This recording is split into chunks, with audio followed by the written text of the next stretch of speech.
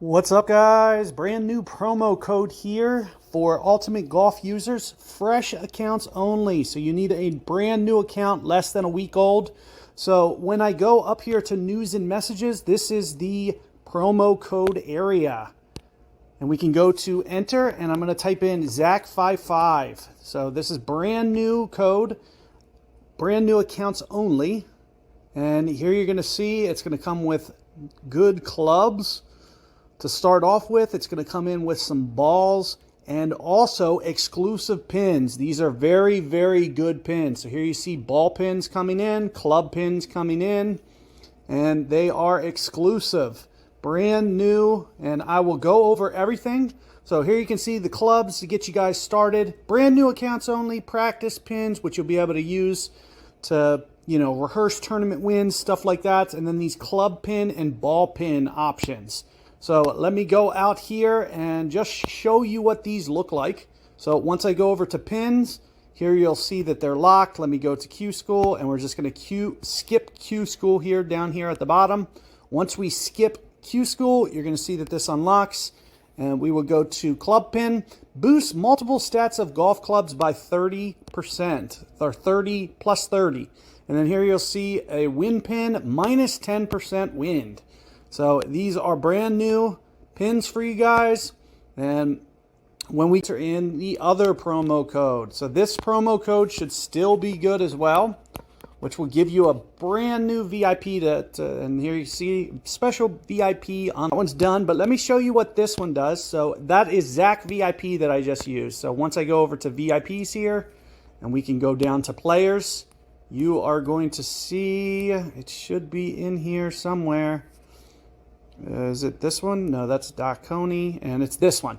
So this one is the one that unlocked. This is the ZACHVIP. So if those balls is definitely going to be an advantage, and it is fixed gear as well. So here you'll see we are starting off here, and let's just show you what this does. So here you can see we're in this bunker. Let me put on a ball, say a veteran trophy ball. You're going to see that extends it up to here.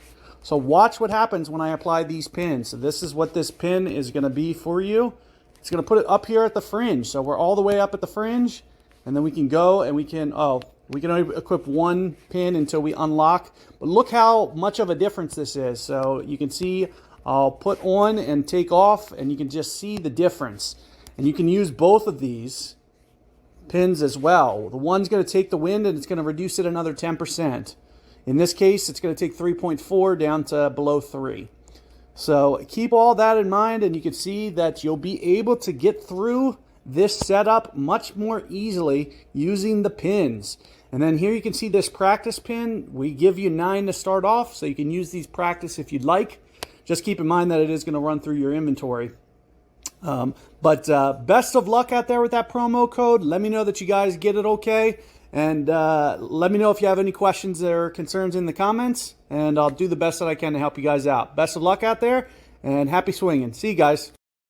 What's up, guys? We are back here for another tutorial here. This is going to be the under pressure qualifier. So let's jump in. We're going to do the ultimate division. So if you guys have seen, these are the ones with wind jitter. It's also the ones with very good rewards, and we're just going to jump in here and give this a go. And we will be using the Guide for Ultimate Golf app, which is available for iOS and Android. This is going to be a mix of Jasper Park as well as the new Bush Willow. That's what this under pressure is going to be. And if you guys are looking for the Ultimate Guide for Ultimate Golf, you just go to your Android store and you type it in, and you will see it here. Free to download, free to use. I'm on the subscription version, which does have just a few more features. And this is a good hold potentially to use some kind of pin. So I'm just going to go ahead and put on a ball pin, for example, and that'll just give me just a little bit extra distance. And what we're going to do with that distance is hopefully get ourselves into wedge range. So that's the advantage to putting on and using pins. The other thing that I would like to say here is, you know, once you get off the tee and hopefully get yourself into this wedge distance, you can see it's still very, very close. So maybe possibility of using just a little bit better pin. Also keep in mind cumulative tiebreaker and wind jitter are going to be in effect. So here you'll see I'm keeping the ball guide through the hole. It's probably going to collapse down just a little bit. But also keep in mind of that wind jitter feature. Going to be hard to dial in and be absolutely precise. Topspin model saying maybe over 16 rings. It's going to be somewhere in between because we're not quite at max. We're not quite utilizing all of that. But also with that wind jitter on, going to be very, very difficult. So you just got to concentrate on getting the ball close first and foremost. I'm probably thinking somewhere in the 15-ish range. Ooh, we are going just a little bit. So I'm going to go beyond 15 rings. You guys may want to get this ball up a little bit closer. Also keep in mind your practice pins as well as, and there you can see just coming up a little bit short. If you guys are only about an 800, keep in mind this is a good time. This is a cumulative format.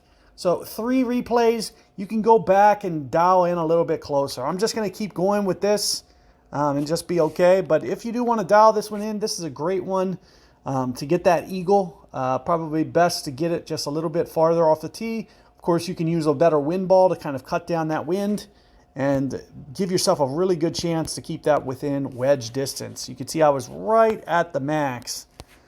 So being at max makes it just a little bit more difficult. And holes like this, especially with the tailwind, good opportunity to pull something out that may be, you know, topspin related or some kind of multi-stat, something like that. This is multi-stat club there. There's also driver wood, for example. So here's a driver wood version. If we do this, we want to try to shoot to get ourselves up to long iron distance. Because keep in mind, these multi-stats, they're going to affect both your driver and your wood. So you're going to want to try to get this into iron range to where you don't have your club's accuracy affected. Now, if you do have, you know, the accuracy dialed in to where you know how much to go, that is okay as well. Here you can see this is lightning rod on. Let's see. We got this up here plenty. We even got it up here so far. So, you know, we probably like overdid that a little bit. Didn't even need all this because we got it up in the spectra distance, for example. So here you can see we are just a little bit short of max. We're just going to play it like this. Maybe like, what is this? Maybe 2-3 rings from max, give or take. 5.6 is saying, yeah, this is about 3 rings from max, just like I mentioned. We're just going to do something to the effect of this. Keep in mind with the with that wind function, the wind jitter, it's going to make it just a little bit more difficult, challenging to fine-tune this, which is kind of what you want. And if you use those pins to get those winds down below 5 miles per hour, maybe even below 4, below 3, it's going to make it that much easier. Now what we're going to do is we're going to do about that 6.3 number that you see on the screen there. So we'll do that. But also keep in mind with it's going to be very tough to keep this consistent because we don't know the true angle of the wind jitter here. So let's see how much this fires back. Not very much. But there you can see we keep our tiebreaker up. 1750. Anything above 1750 going to be good. The more we dial that wind down, the easier it is to control and get the ball closer. So if you do want to take that wind below 5, below 4, going to make it that much easier to dial in. And maybe we do that on this par 3. Give ourselves a good opportunity to potentially hole out. And there you can see there's long iron. So let's come in here. We are going to put on this long iron here. You can see there's our max club. So there's max value. good opportunity. So maybe I use T-Rex here. And like I mentioned, this is also a good opportunity to potentially think about things like win pins. So here's a win pin that we can throw on. Brings that win down to 1.8. Imagine how much easier it is to play these holes with a one wind, 1.8 specifically. So if you want to know what the secret to wind jitter is, it is, you know, taking advantage of all these situations. And of course, we're like 5 rings from max, for example. So somewhere right in here. And it's saying 473. The fact that we're pulling so short here and it's only 473 rings adjustment makes it that much easier to be precise. So this is how the best win players in the game are trying to overcome the jitter format.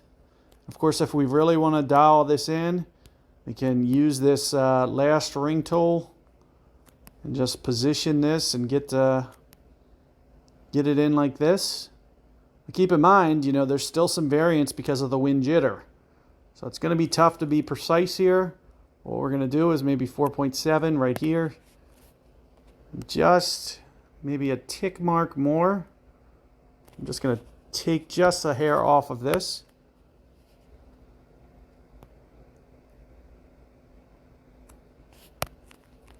Just a fraction more. Let's see if that ends up costing me. Let's see if going just a hair more is going to cost me or not. Looks pretty good so far. Right in the cup. So that last little pull was exactly what we needed. And this is exactly what I was mentioning. So how do you overcome wind jitter? This is exactly how. Get that wind down small. And as a result, you can see we wind up getting that tiebreaker up. That's going to offset all those points that we missed out on the first couple of holes. So what we want to do is we want to get this best tiebreaker that we can, keeping in mind that they're going to carry over. So let's go back to this Tour Pro trophy ball. And then like we mentioned here, we are going to try to blast these down. A good driver pin is a good one to use here. So maybe I search for this driver pin. That way my driver still gets out there far. And then our second shot, I'm just going to kind of put this over here, just a little bit to the side. We're going to blast this ball down. This way, when we use a driver pin, it's not going to affect our second shot rings. So we'll be able to still go at this with the Hellfire and not have to worry about our rings being affected. So 365 off the tee. We are going to swap this out here. And there you can see, here's our max Hellfire. And again, like I mentioned, you know, if you really wanted to get aggressive on this, potentially go for double eagle. Good opportunity to do that. And you'll be able to have a little bit more precision being able to play this hole like this, because you'll get that wind down smaller. The smaller you get that wind, the easier it is to control. So keep that in mind. Keep those tips in mind. We're going to do something to the effect of this right at the max line. Of course, this time it is 5-6. So as you can see, 5-3 rings is going to be pulled off the green. You can see when we do a 5-ring pull, we don't know the true angle of the wind. It's going to make it a little bit tougher. But we're going to try to do this the best as we can. And like I mentioned, if you do want to get that hole out, the easiest way to go for hole out here would be to get that wind down smaller. You saw I was able to get it down below 2. And you can see as a result, we pull less rings. It's much easier to be more precise. But that was going right at it. So we gave that a good go, just a little too aggressive, and it just hopped over the hole. But it was a perfect line going right at it, a dart. We gave it a good go and just didn't pull it off and popped over the hole.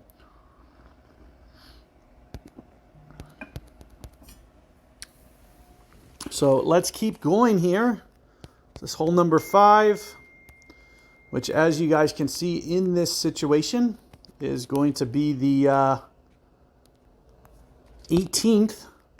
And then after this, we should swap over to the bush willow holes. Usually on this hole, I blast this up as far as possible. Watch your curl on this. You will hit those trees. I have done that, trying to get a little too fancy with my curl. So you do have to watch your curl on this hole. Best to get this off the tee as far as possible. Once we get it off as far as possible, it's a little bit easier to go at this aggressively. And typically I go at this with precision long iron. You saw I made the lightning rod earlier on hole 3. This is my typical go-to for this hole. It'll be just one right spin. Try to straighten this out, maybe just a little bit beyond that. You can see we're going aggressive here. Maybe we're going to put topspin on this as a result, because I'm just so worried about this collapsing down, this wind. This wind is going to collapse down. And of course, keep in mind with the jitter feature, this is going to be a little bit tougher. Oh wow, this is saying it's going to be a significant pull. 16 rings. I'm worried about this. So we're going to keep upping the topspin and landing shorter and shorter because of how many rings this is going to need to be. Saying 16 some rings. We're going to try to make sure that we're giving ourselves enough rings. And this is probably one to get aggressive. You'd probably want to go with a little bit better wind ball, a little bit better wind reduction pin. It's going to be a good opportunity to potentially get. And the way that I'm going at this, it's going to make for definitely a little bit tougher shot.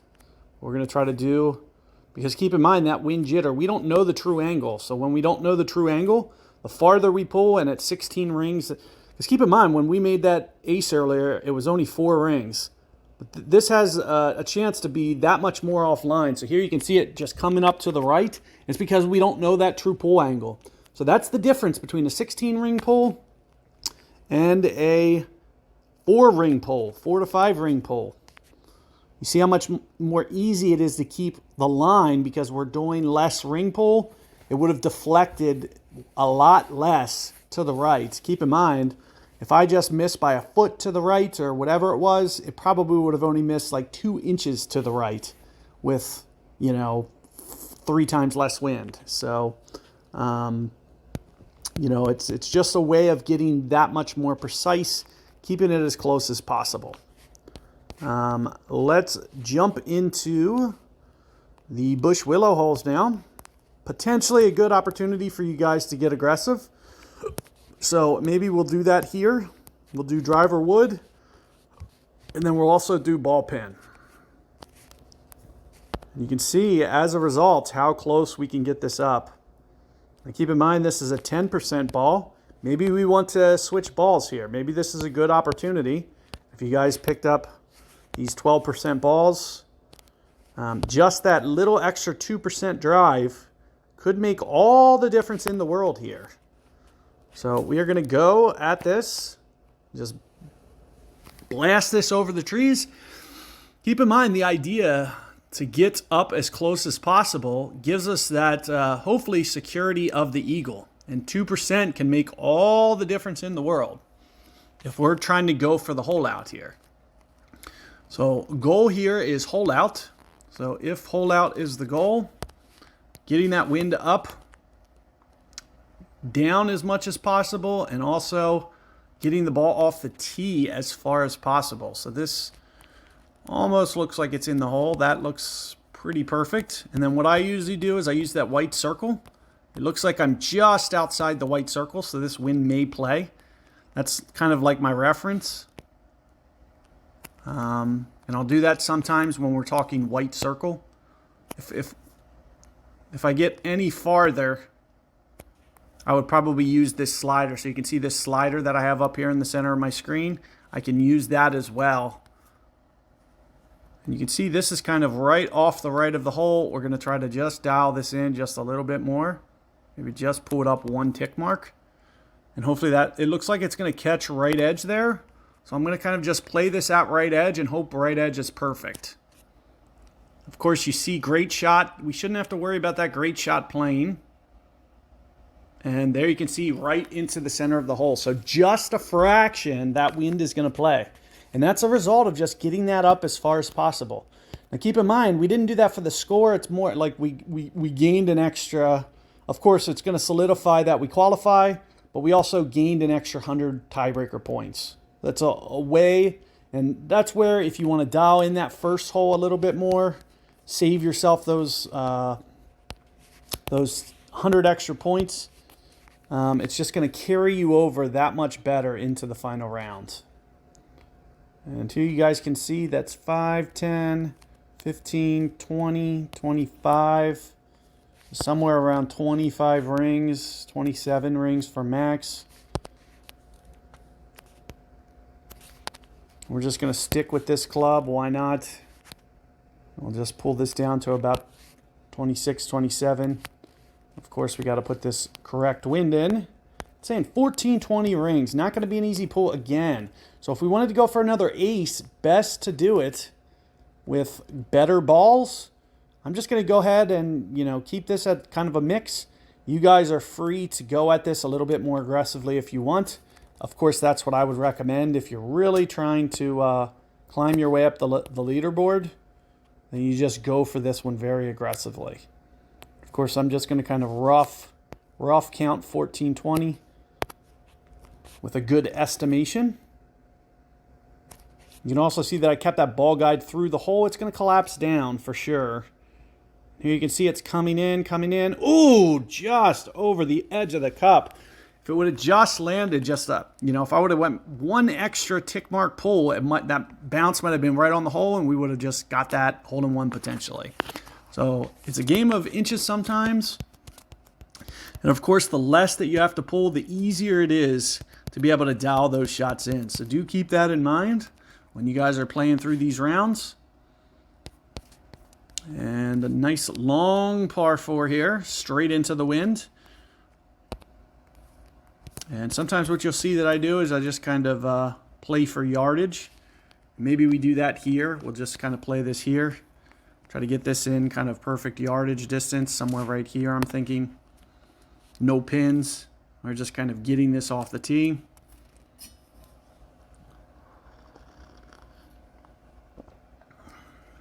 A lot of players you'll see, they'll try to lay up the specific yardages. I did that using my full zoomed out.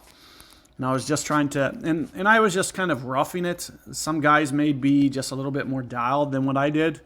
But basically what I was trying to do is get myself to maybe Bigfoot range here. And we'll just use a backspin approach. So here you can see this short iron's going to get in the way. So we're just going to go ahead and swap this out. Go back to Orion or basic as a possibility. But here's min. We're going up for min 5. This is 10. 10 up for min. 11 up for min. Something to the effect of that. And this is pull back is going to be probably 10 for min. So let's just call this 10 for min. Then, of course, make sure that when we go to the app, the guide for ultimate, we have to match what we did. So make sure you're changing this short iron. If you don't, you're not going to have the right ring spans. So 10 for min looks like down here. 22.6 is the range. So 12.6 is going to be 10 from. Somewhere to that effect.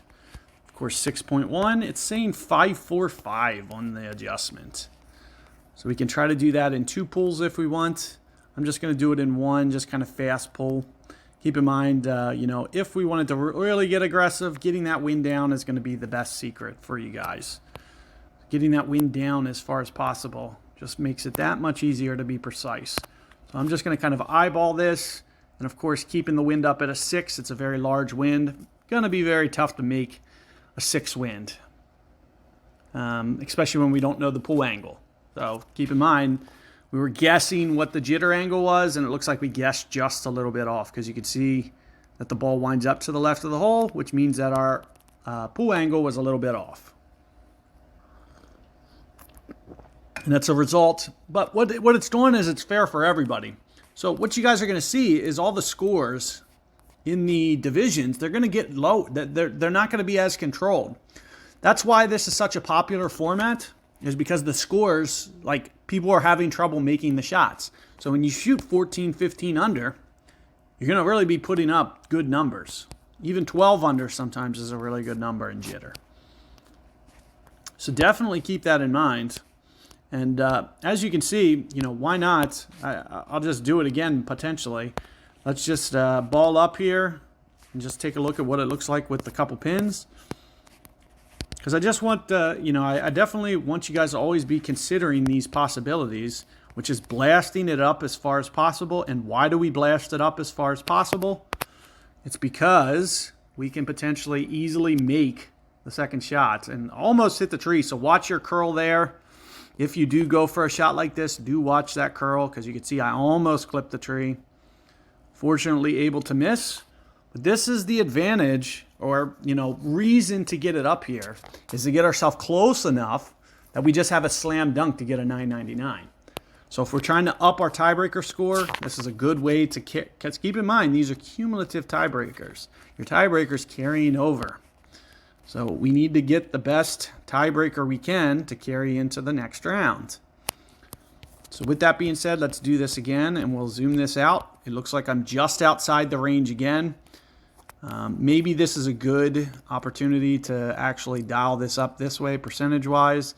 This is looking like right around 30%, which 30% is definitely going to play. It's just all a matter of how much. So that's what you're going to see here. So 4.5 miles per hour, 30% is saying 0.9 rings. So a very small adjustment, but keep in mind that is an adjustment. So it is something that needs to go. And visually, I'm going to show you after I adjust it what that looks like visually. So here's the 30. And you can see it's just off the cup. Probably one full cup at least. And let's just stick with this and see what it looks like.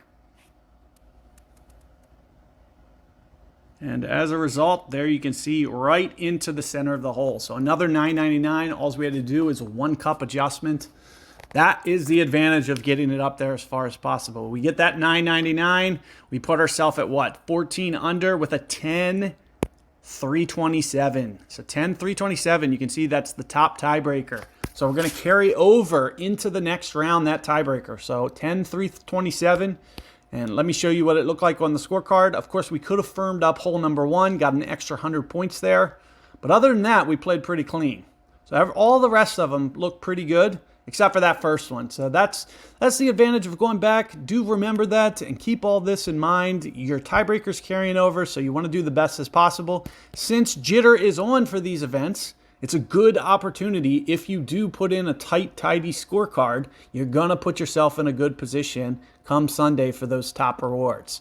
So that is what we're doing, and that's the purpose. So do keep all that in mind. Best of luck out there. Let me know how it goes on your guys' rounds, and see you guys next time. Take care.